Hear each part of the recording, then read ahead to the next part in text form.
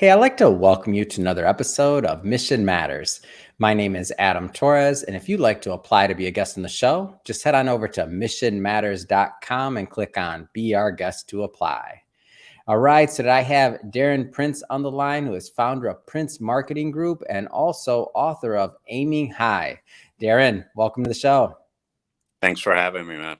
All right, Darren, I know you're a busy guy, and I've been trying to track you down for this interview now for months. So I'm excited to finally have you on the line. I know we're going to be collaborating on a book that we'll be releasing together in the very near future. For the audience listening, don't worry, we're going to bring Darren back on the show after the book is live, and we'll do a deep dive into that. But just to kind of set the stage or the table with our audience, I want to start this interview with getting into, obviously, Prince Marketing Group, your background, your mission, and why you do what you do. So we'll kick off this episode the way that we start them all, with our Mission Matters Minute. So Darren, we at Mission Matters, we amplify stories for entrepreneurs, executives, and experts. That's our mission. Darren, what mission matters to you? The mission matters. I think for me at this stage in my life, I found my purpose in life through my pain. I've been blessed to be in the sports and entertainment industry for 29 years now. I've had my agency, Prince Marketing Group, with clients Magic Johnson, Hulk Hogan, Ric Flair, Charlie Sheen, Carmen Electra, Denise Richards. There's so many more I'm forgetting, Chevy Chase. And these guys all, and women, saw me at my worst. They saw me with a 24-year opiate addiction. And on July 2nd, 2008, by the grace of God, I found recovery in a white light moment that I had. And about a year and a half later, wrote my memoir, Aiming High. And again, I was blessed with that. It became an international bestseller in 4 countries. And now my life is about being of service. The agency, runs itself. I love mentoring young men and women that want to learn about the agency life. But I'm so much more passionate about it, helping people that are struggling to dive deep into their own soul and come out on the other side and kind of do whatever I can with these mental health struggles that are going on out there in substance abusers. Yeah, and one of the reasons why I was excited to have you on the show is because what I find is, sometimes when somebody's been through a certain experience, to be able to share that with others and to be able to, use that blessing that you've come out on the other end with, and to really be a blessing to others and really help them through what they're doing, even if it's just by them hearing your story.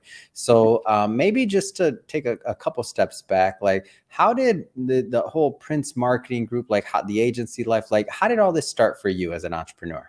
What I focus on as far as my mission business-wise with Mission Matters in my book is relationship building.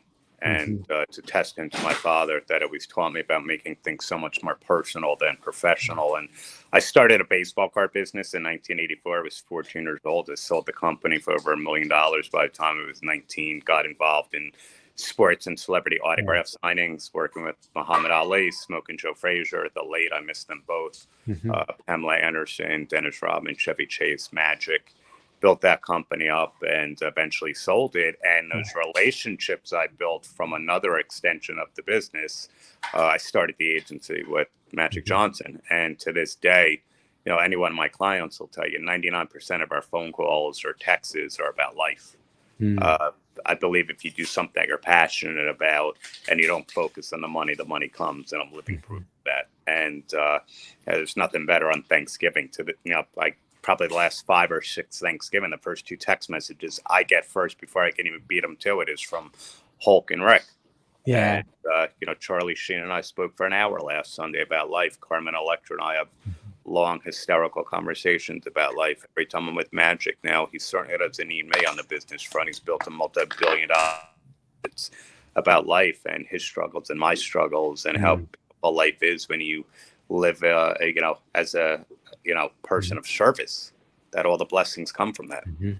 So I wanna stick maybe in your earlier career, and just there's a lot of entrepreneurs, a lot of executives that watch this, and even just that thought process of even if we go back as far as 1984, like the idea of being an entrepreneur, starting a business, selling it, like growing a business, like is that something that you feel can be learned, or are you born with it? I mean, because you started pretty early on with this. Like, what's your take on that? I mean, without my father, I wouldn't be sitting here to this Mm, day. My best friend, I miss him dearly. He passed away February 15, 2017. But I wasn't the best student. And that was something I touch on in my book, that, mhm, I was verbally teased for having a learning disability, told by my teachers what I could and couldn't do. But I mhm. found something that was my mission, which was young entrepreneurship through Yeah. my father. And I always had this passion for baseball cards, and I just timed it right without even trying to time it. And Yeah. at that stage, most of my friends were over it. They weren't cool anymore. They weren't Mm. popular. And I just bought everybody's collection, holding down 5 different odd jobs. And that year in '84, the market just exploded. And Wow. I had a $9,000 collection. And Intro to Business teacher challenged all of us to go home and create a business overnight. Now, in my Yeah. mind, already out of a business, it just wasn't generating income. So I went downstairs after school and I told my dad I need insurance. He thought I was crazy. He thought I needed 1,000 because I said I needed nine.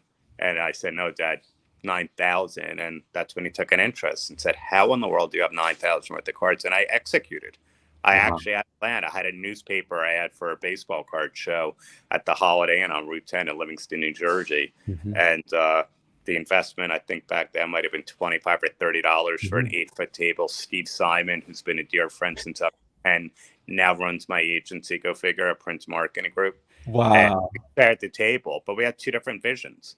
His Yeah. was more to have fun and have a good time. I knew that, to me, this was a chance to really prove myself that, I'm here for a reason. And I made over $1,000 that afternoon. I think he made $50, and that was the baseball card career.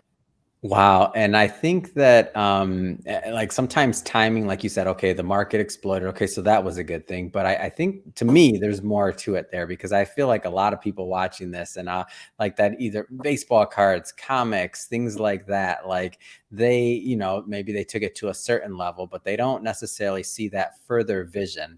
So when I think about your story, when I think about some of your triumphs and even what you do, like how important is vision to you? And like having that, like even if you don't know where you're gonna end up, but just having that vision or that thing to chase, like how does that play out in your life?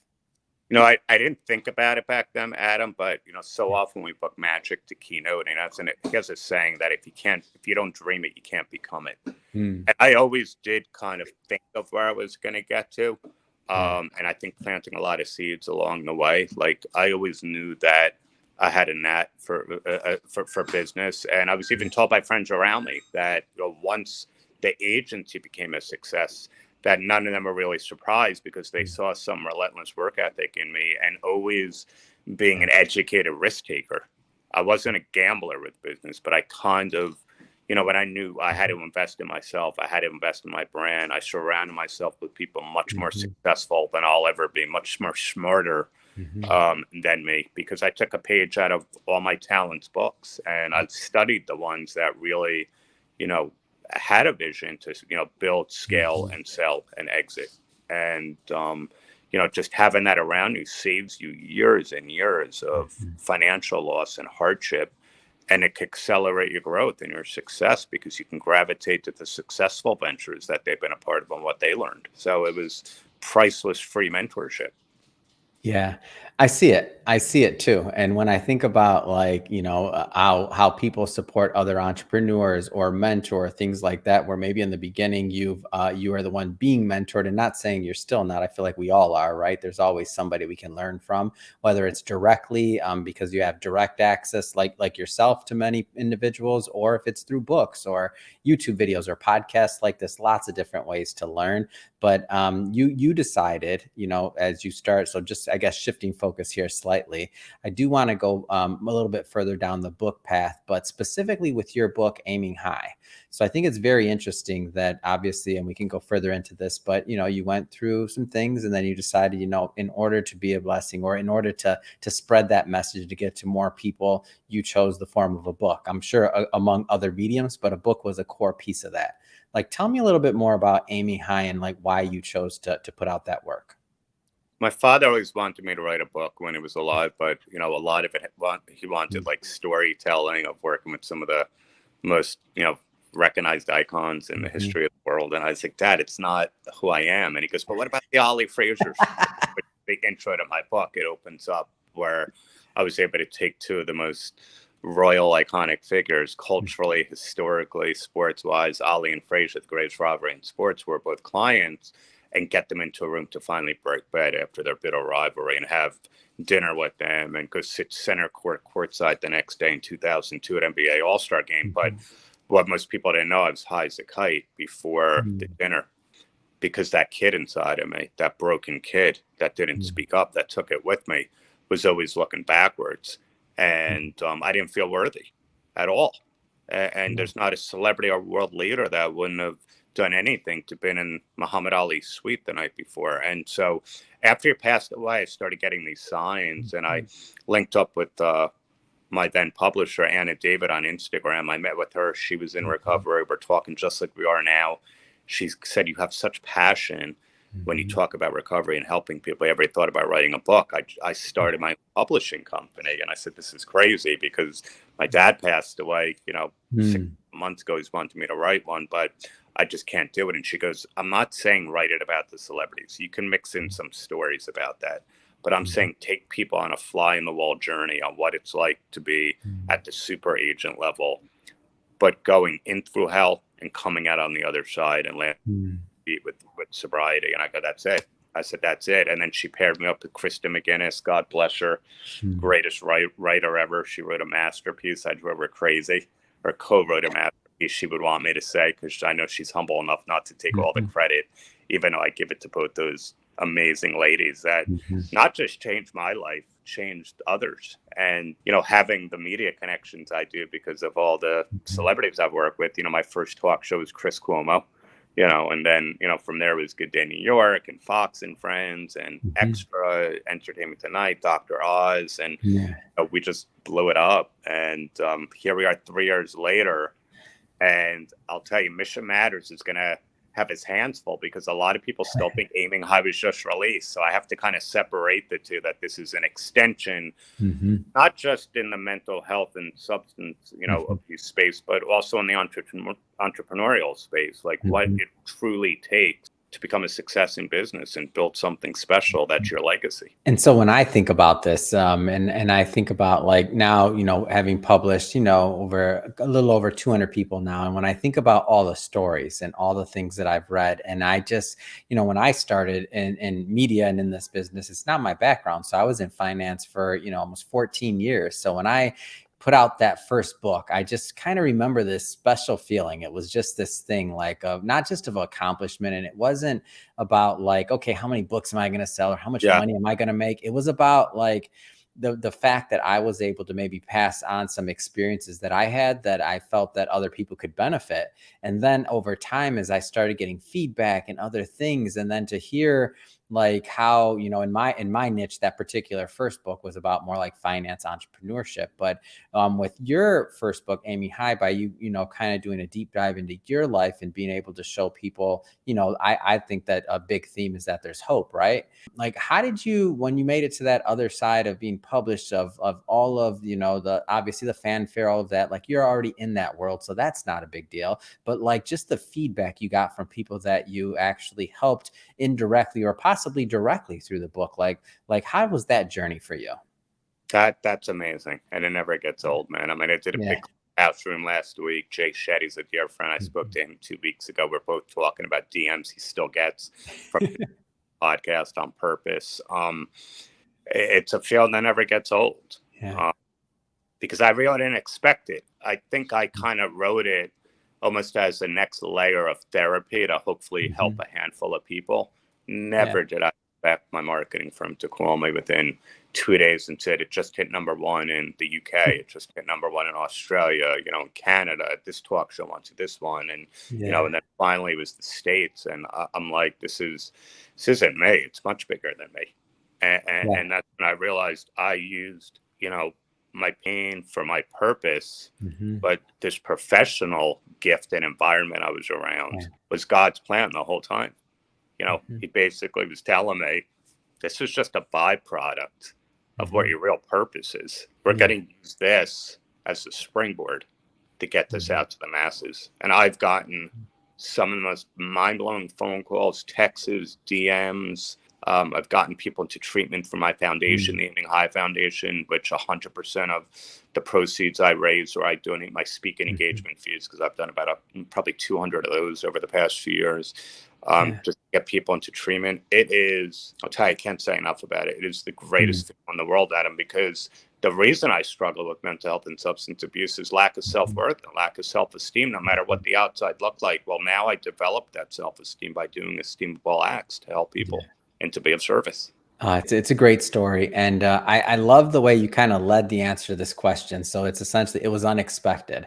I think it's a big theme, and for those, and this is one of the reasons why I also just love bringing authors on the show so they can talk about their experience. Because to me, I mean, we all have something to give. We all have a story. I don't care if you're an accountant, you're a celebrity, I mean, across the board, somebody has a story to tell, and somebody, if that's published or there's a reader for that, like somebody's going through something, and somebody's voice is always going to reach the person in one way versus another. Like some people need to hear that voice from the largest celebrities in the world to get their attention. Some people just need to be able to self-identify and say, hey, you know what, that financial advisor said that, I'm a financial advisor, he gets it, like I'm not alone, like I have a connection.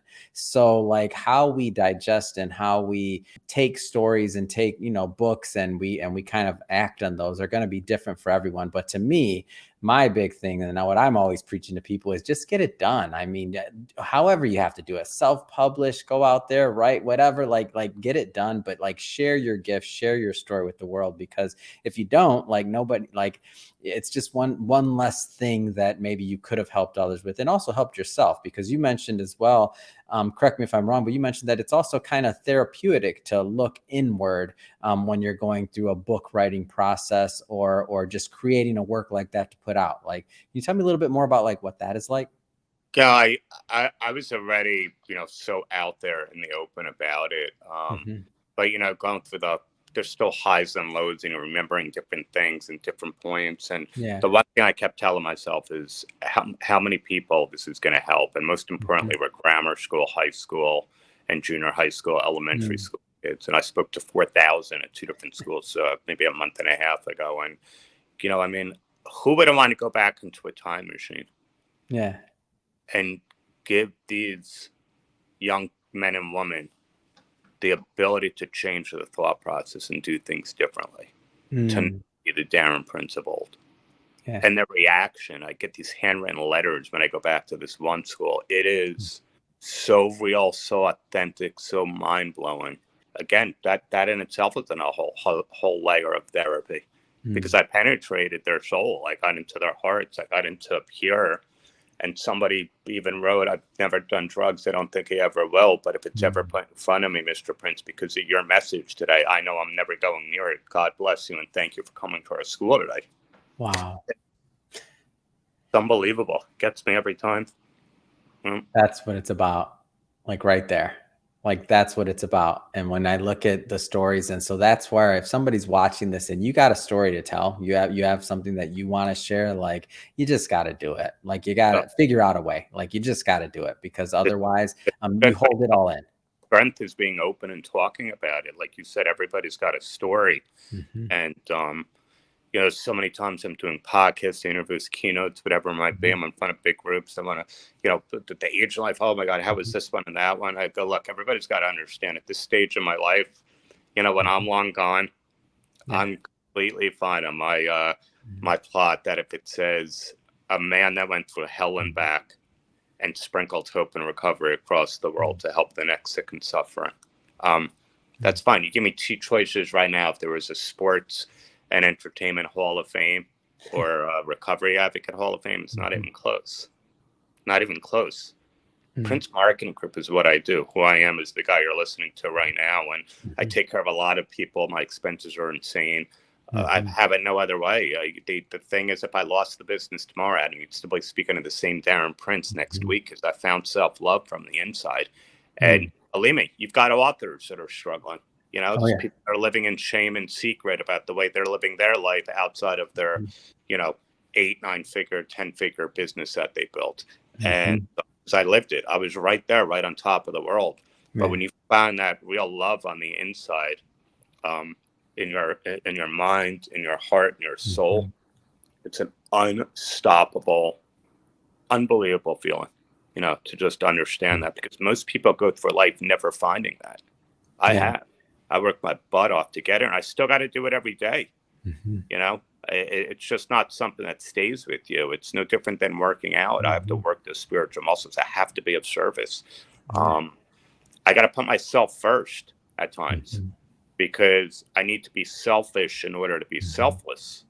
And Monday, I'm taking a trip for 12 days with my girlfriend to Europe, to Italy and France. And I just need it. I've been giving out so much to the universe. I feel signs. I feel it physically, emotionally, spiritually, mentally, that it's time I get back to me, so I can get back here on July 21st and be the best version of me. And then we got a big press junket on Mission Matters. We got to get back out there, and I got to be feeling good, because if I don't come off authentic and real and passionate, it's the difference of saving a life or two, or many more.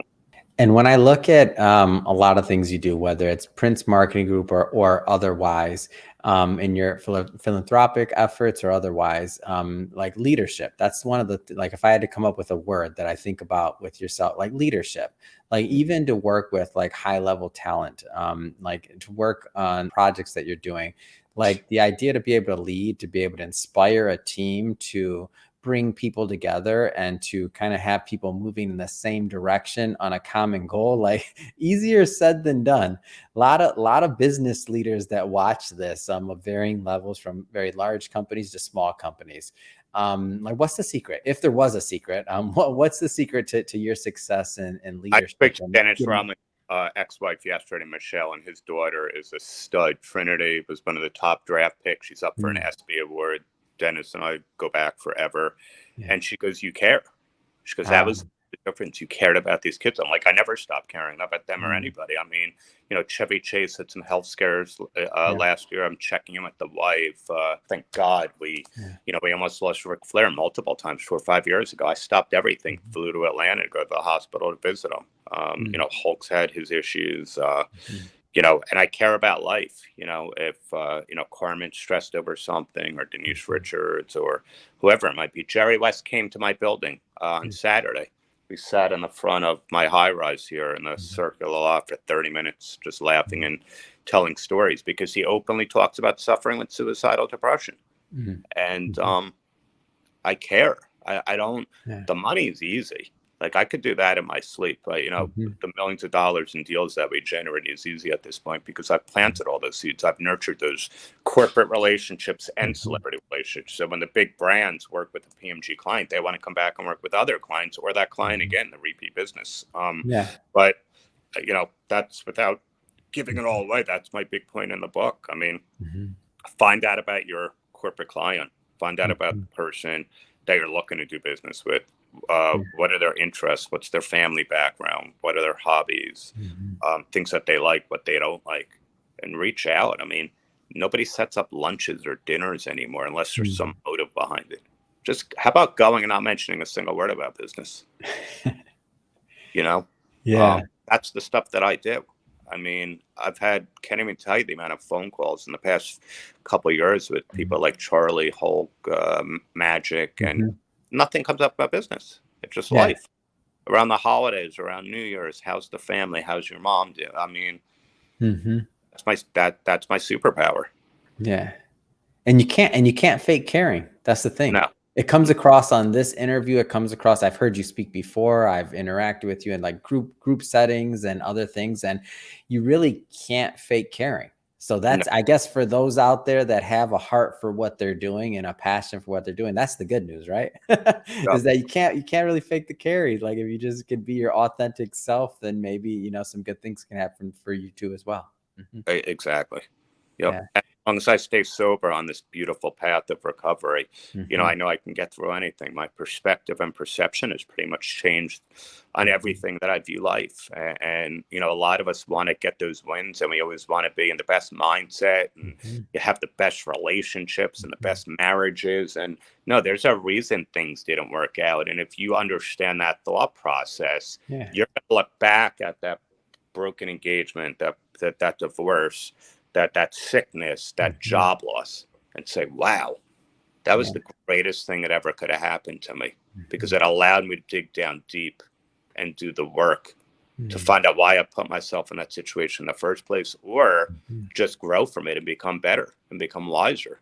I Mhm. don't learn anything about myself when business is great and life is great. It's when I'm in the thick of things, when nothing is going my way, Yeah. and everything is off that week, and I Mhm. feel just beaten up physically, spiritually, emotionally, and mentally. But Mhm. now I embrace it because I know on the other side of that is something incredible. It's great. And looking back at your career, what you've done, how you've been able to be a blessing to others, and how you continue to, like with the next book that we launched together, like I'm really excited to get into this. And I know we didn't do a deep dive on that one today, but as I mentioned to the audience before, don't worry, we're bringing Darren back, and we will do a deep dive once the book is live. But that being said, Darren, it's been great having you on the show, number one. But what's next for you? I mean, what's next for Darren? What's next for Prince Marketing Group? I mean, we're like I said, we're very blessed with all the Yeah. business we have going on. I think for me, it's just taking care of me in the next couple of weeks, coming Mhm. back. I know this Yeah. substance abuse disorder and mental health is at an all-time high. Mhm. Would love to just keep raising as much funds as possible from that Mhm. foundation and getting people the treatment that they need so they can get the life that they deserve because everything Mhm. else falls into place if I do that. Yeah, it's great. And if somebody is watching this and they want to learn more about Prince Marketing Group or about obviously your book, Aiming High, or just to connect and follow your journey, I mean, what's the best way for people to do that? Instagram is at agent_DP. Facebook is Darren Prince. They can go to our business website, princemarketinggroup.com. I've Mhm. got my own personal site, officialdarrenprince.com, and my foundation is aiminghigh.org for anybody that's listening that will want to make a contribution or just read about it. Hmm.